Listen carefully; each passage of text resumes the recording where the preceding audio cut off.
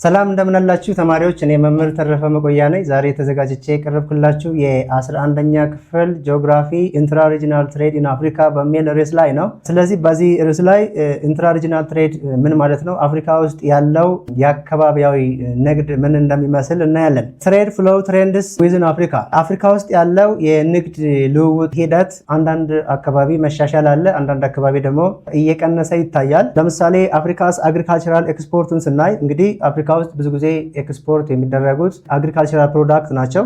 አግሪካልቸራል ፕሮዳክት ከ2000 ጀምሮ በኤክስፖርት ደረጃ ወይም በትሬድ ደረጃ እየጨመረ ነው ያለው። ይህም ደግሞ እየተካሄደ ያለው ስራው ኢንትራ አፍሪካ አግሪካልቸራል ትሬድ ነው። ማለትም አፍሪካ ውስጥ ሀገሮች ያላቸውን የግብርና ምርት ወደ የማይመረትበት ሀገር ኤክስፖርት የማድረግ ነገር ነው ያለው። እያደገ ቢሆንም ዲስፓይት ዚስ ግሮዝ አፍሪካስ ፓርቲሲፔሽን ኢን ግሎባል ትሬድ ሪሜይንስ ሎው። ኢንትራ ሪጂናሉ በተወሰነ መልኩ እየጨመረ ቢሆንም ወደ ዓለም አቀፍ ገበያ ለመግባት ግን ወይም የአግሪካልቸራል ምርቱን በዓለም አቀፍ ደረጃ ኤክስፖርት የማድረግ ሁኔታ ግን እየቀነሰ ነው የሚታየው። ለዚህ ደግሞ የተለያዩ ምክንያቶች አሉ። የምርት ጥራት አንደኛው ሊሆን ይችላል። ፒስ ኤንድ ሴኩሪቲ ስታቢሊቲ ፕሮብሌም ሌላዎች ይሆናሉ።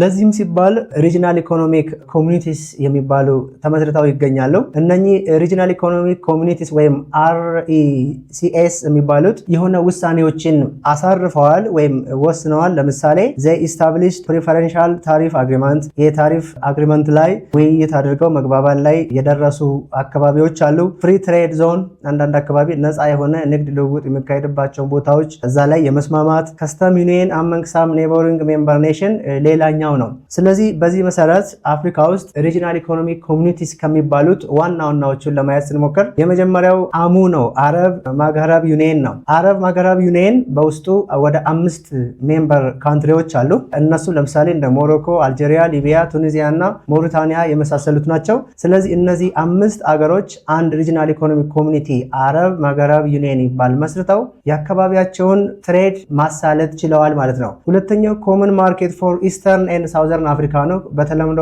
ኮሜሳ በመባል የሚጠራው። ኮሜሳ 19 ሜምበር ካንትሪዎች አሉት። 19ኙንም ስናይ ለምሳሌ ቡሩንዲ፣ ኮሞሮስ፣ ዲሞክራቲክ ሪፐብሊክ ኦፍ ኮንጎ፣ ጅቡቲ፣ ኢጂፕት፣ ኤርትራ፣ ኢስዋቲኒ፣ የኛ ሀገር ኢትዮጵያ፣ ኬንያ፣ ሊቢያ፣ ማዳጋስካር፣ ማላዊ፣ ሞሪሸስ፣ ሩዋንዳ፣ ሲሸልስ፣ ሶማሊያ፣ ሱዳን፣ ቱኒዚያ፣ ዩጋንዳ፣ ዛምቢያ እና ዚምባብዌ የኮሜሳ አባል ናቸው ማለት ነው። ኮመን ማርኬት ፎር ኢስተርን ኤንድ ሳውዘርን አፍሪካ ማለት ነው። ሶስተኛ ደረጃ የምናየው ኢኮኖሚክ ኮሚኒቲ ኦፍ ዌስተርን አፍሪካ ስቴት ነው፣ ኢኮዋስ የሚባለው። ኢኮዋስ በስሩ ወደ 15 የሚጠጉ ሜምበር ካንትሪስ አሉት። እነሱም ቤኒን፣ ቡርኪና ፋሶ፣ ኬፕ ቨርዴ፣ ኮት ዲቮር፣ ጋምቢያ፣ ጋና፣ ጊኒ ቢሳው፣ ላይቤሪያ፣ ማሊ፣ ኒጀር፣ ናይጄሪያ፣ ሴራሊዮን፣ ሴኔጋል እና ቶጎ ናቸው። እነኚህ የኢኮዋስ ሜምበር ካንትሪዎች ናቸው። ሌላው የምናየው ኢስተርን አፍሪካ ኮሚኒቲ የምናየው ኢኤኤስ 6 አባል ሀገሮች አሉት። እነሱም ኬንያ፣ ታንዛኒያ፣ ዩጋንዳ፣ ቡሩንዲ፣ ሩዋንዳ እና ሳውት ሱዳን ናቸው።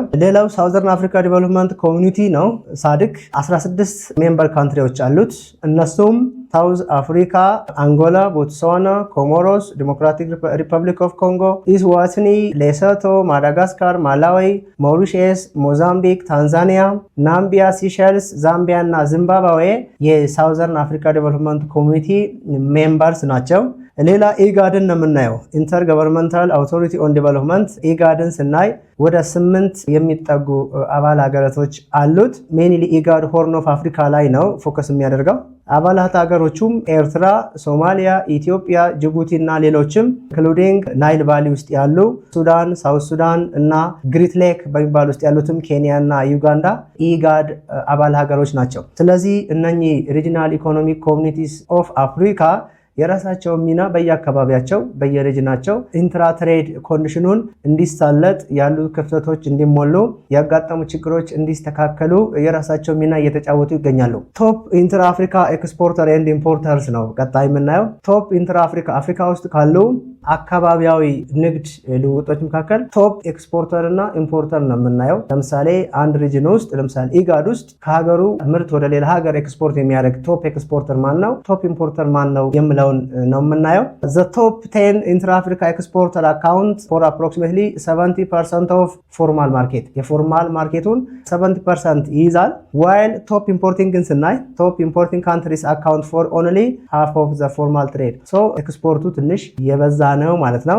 ለዚህም የምትጠቀሰው በአንደኛ ደረጃነት ሳውዝ አፍሪካ ነች። ሳውዝ አፍሪካ እንግዲህ ዶሚናንት ማርኬት ፕላየር ነች። አካውንቲንግ ፎር ኒርሊ ሰርድ ኦፍ ኦል ኢንትራ አፍሪካ ፎርማል ኤክስፖርተር ኤንድ ራፍሊ ቴንዝ ኦፍ ኦል አግሪካልቸራል ኢምፖርት ነች ሳውዝ አፍሪካ።